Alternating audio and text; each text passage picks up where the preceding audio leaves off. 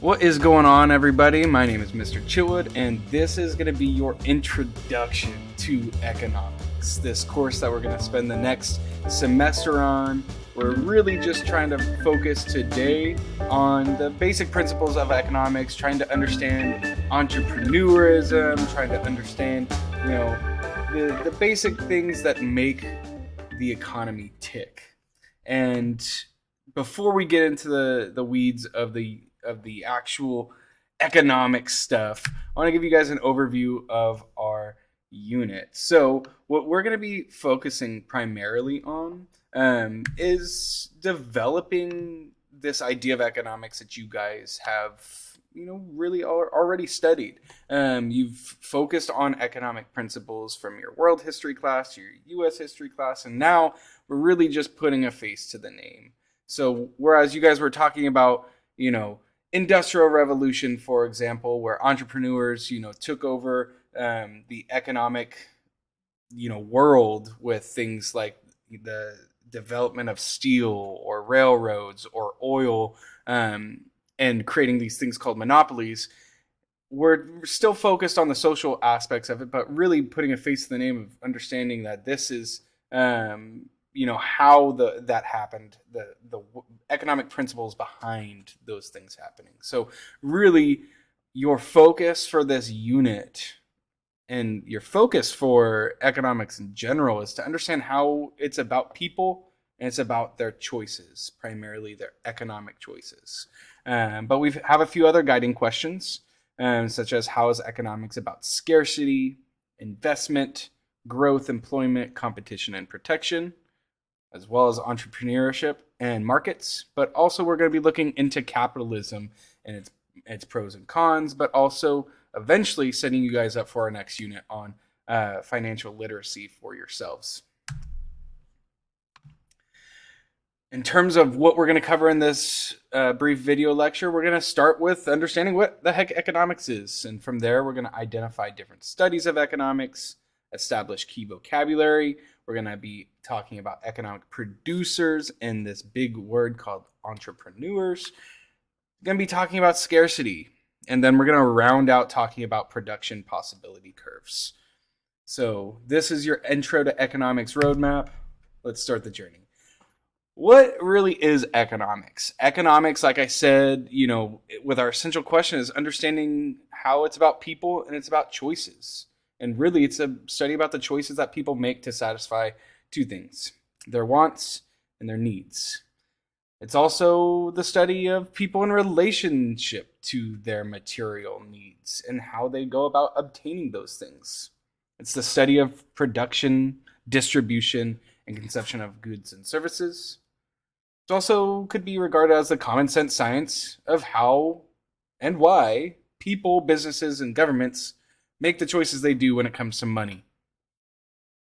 So when it comes to economics, I really want you to take it as simple as understanding it's about people and it's about choices.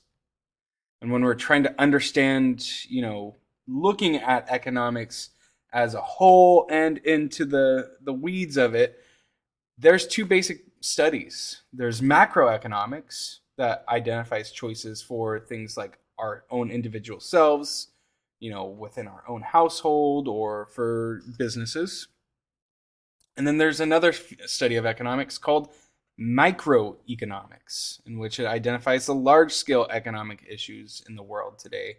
And it's more of a whole study of economics more broadly, or more minutely, I guess I should say. It's complete opposite.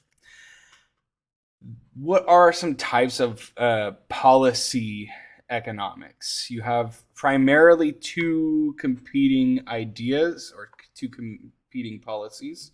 You have both positive economics, and then you also have normative economics. Positive economics tends to deal with the facts, explains how the economy works, but also deals with the what is aspect of economics. Whereas the normative economics, this policy is a study of what ought to be in the economy. If you're looking over into this diagram off to the right, you're kind of identifying the positive on the left, normative on the right. You have this kind of cause and effect understanding of economic variables in positive economics, whereas in normative, it's more so just kind of trying to understand the conclusions. Whereas positive is more objective, normative is more subjective. And like I said before, positive is actually identifying what is actually happening in the economy. And normative's kind of looking to the future and saying, well, it's, we might have this, that might be true, but looking to economics as a solution maybe for future problems, or what the potential for economies can be, are two competing policies, two kind of competing ideologies. Now, when it comes to key vocabulary you should be aware of, you got really 4 main ones that I want you guys to think about, but really this can turn into 8. You have the factors of production. Factors of production, you're going to hear me say this multiple times, but factors of production often is referred to as land, labor, and capital. Land, identifying, free gifts of nature, trees, bark, wood, grass, water, soil, forests, rivers, mines, etc. Labor is typically referred to as a mental or physical work done for income. Capital is typically man-made means of production, like machineries, factories, buildings, office buildings, computers. And then you also have a fourth, an extension of the factors of production, when you talk about entrepreneurs, which we're going to be getting into later in this lecture, which is identifying, somebody that's a risk taker to take these factors of production and organize them together to produce a good that somebody wants. And on that idea, a good is a product you can see or touch, typically some sort of resource that somebody else might not be able to make, but it can be, something that many people specialize in. Whereas services are work paid for or performed for pay and resources that benefit others. So you might perform a service, i.e. for me, teaching to get some resources that I don't have money, right? And then we all, and most things in the world, have an opportunity cost. An opportunity cost is defined as the amount of goods or services that must be given up in order to obtain other goods and services. I can choose to stay at home and I could play Call of Duty all day. I could have a fantastic just day to myself and not go to work. The opportunity cost in that situation is that I have, this opportunity for leisure. I get to do what I want for a day.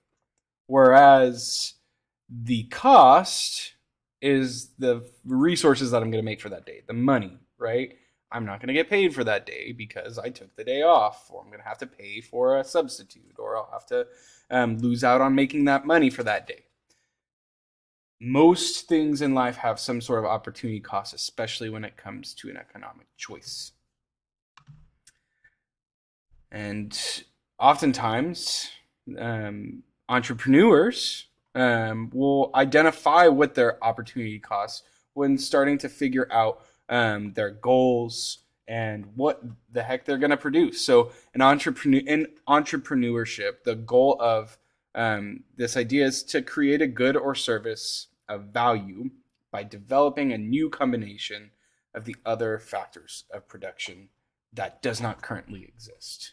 Now, entrepreneurs might talk about a few different things, or try to bring up a few different services that might already exist in the world, but they might repackage them in some way, shape, or form that makes them uniquely their own. But the goal is to come up with some sort of service or produce some sort of good that is going to be unique and attract some sort of consumer. All right, now that we've talked about, this kind of goal of entrepreneurship and identified, just like in Shark Tank, you have these people that are coming up with some sort of new idea with hopes to make money. It's really the goal of entrepreneurship is to repackage something and make something that the world wants, but also that the world hasn't had necessarily yet, or repackaging it in a different way. So when it comes to identifying goals for society, though, those look a little bit different. You have economic growth as a basic economic goal, where production of more and better goods and services are having, and you're increasing the standard of living. You have full employment, where suitable jobs are available for those that are willing and able to work. You have economic efficiency, price level stability, equitable distribution of income, as well as economic security to ensure that those unable to earn a minimum wage or of income are able to attain it. When it comes to identifying things that we want and what we're willing to pay for it, it often has something to do with this idea of scarcity. Scarcity is this idea that the resources in this world are finite. They are not limitless. Scarcity forces people to decide how to use resources effectively. And then you also have this idea of the law of scarcity, which is the idea that eventually resources will run out, or that people's mind and resourcefulness will prevail. Scarcity oftentimes occurs when a society's virtually unlimited wants exceed the ability of the economy to meet those wants.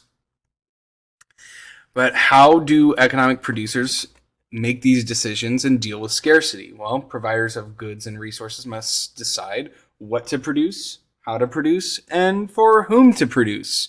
They have to identify what resources they have that are scarce and that people actually want them.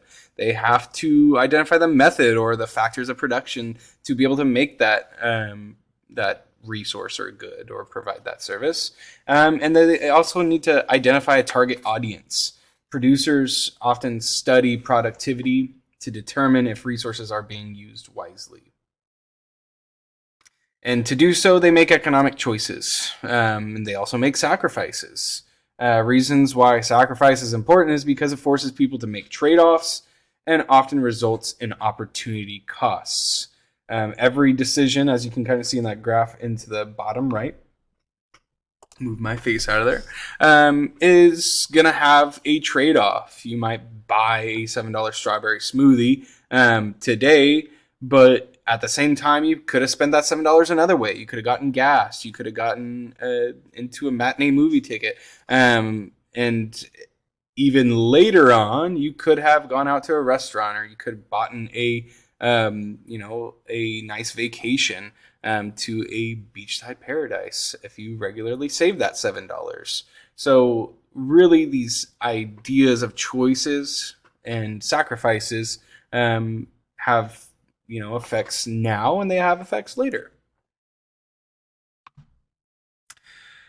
And finally, what people, both individuals and primarily businesses, use to identify how to maximize their production and identify what they should produce, what they should not produce at certain times, is by using what is called the production possibility curve. So we're going to break for a second. We're going to watch this quick video and break down what production possibility curves are, and we'll also give you guys a couple examples of how that could be applied. First graph in this class, it's called the production possibilities curve. The production possibilities curve presents potential prospects for the production of a pair of products. It's a pillar of the program, and pupils have to practice. This graph is totally important.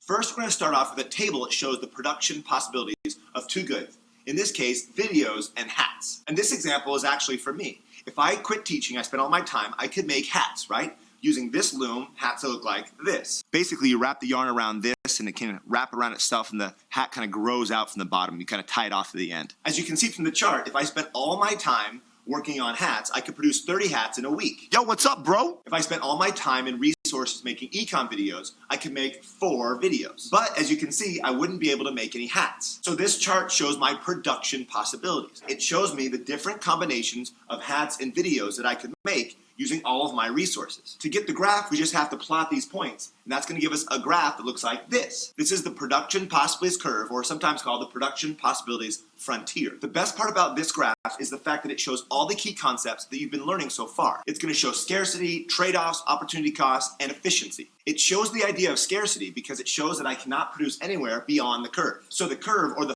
frontier, shows the idea that I have limited resources. The graph shows trade-offs because if I decide to start producing videos, I have to give up hats.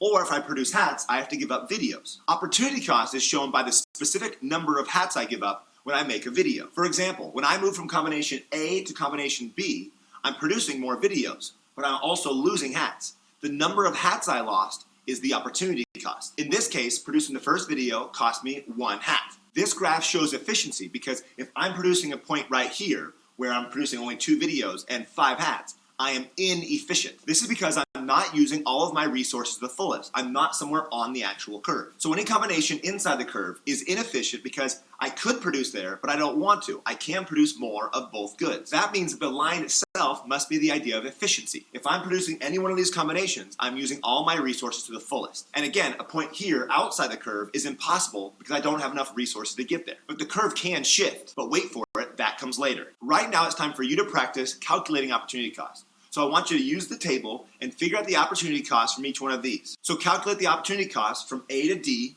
to B to C, from E to D, and from C to A. Remember, opportunity cost is what we're giving up, and so look for the thing that we're losing. Don't forget to clarify if I'm giving up hats or if I'm giving up videos. The opportunity cost from A to D is 15 hats. Notice, from combination A, we're producing 0 videos and 30 hats. Now, when we go over here to D, we're going to have 3 videos and we're going to have 15 hats. That means we lost 15 hats. That's the opportunity cost. The opportunity cost from combination B to C is 4 hats. The opportunity cost from E to D is 1 video. And the opportunity cost from combination C to combination A is 2 videos. Now, it's super important to be able to calculate opportunity cost, but we're not done. Let's do different examples. So in this case, let's do corn and wheat, and let's do cactus and pineapple. It turns out that the shape of the curve is very important. So this top one shows a constant opportunity cost between corn and wheat. This is because the resources to produce corn and wheat, the ground, the climate, are very similar. So when you produce a certain amount of wheat, you give up a certain amount of corn. And when you produce that same amount of wheat, you give up the same amount of corn. That shows constant opportunity cost. But down here, when it comes to cactus and pineapples, when you produce the very first pineapple, you give up just a little bit of cactus. We produce the next pineapple, you give up even more, the next one even more, and the last one, a whole lot of cactus you give up. This is called increasing opportunity cost. It's because the resources, the land and climate to produce pineapples and cactus are completely different. But the plural of cactuses is cacti. Cacti! Cacti! Cacti! So when we first start producing pineapples, we're going to give up just a little bit of cacti. This is because we're going to use the land that's more suited towards pineapples, and it's not very good at producing cacti, and so we're going to lose a little bit of cacti and get a good amount of pineapples. Now, as we keep doing that over and over again, we're going to give up more and more cacti. This is because we're using resources that are less and less suited towards pineapples, until finally, right here, we're producing just a little bit more pineapples, but giving up a whole lot of cacti. Cacti! And this is the idea of the law of increasing opportunity cost. The law says, as you produce anything, the opportunity cost to produce it is going to get bigger and bigger. And that explains the shape of the graph. Remember, a straight line production possibilities curve like this shows constant opportunity cost, and a bowed out curve shows the idea of increasing opportunity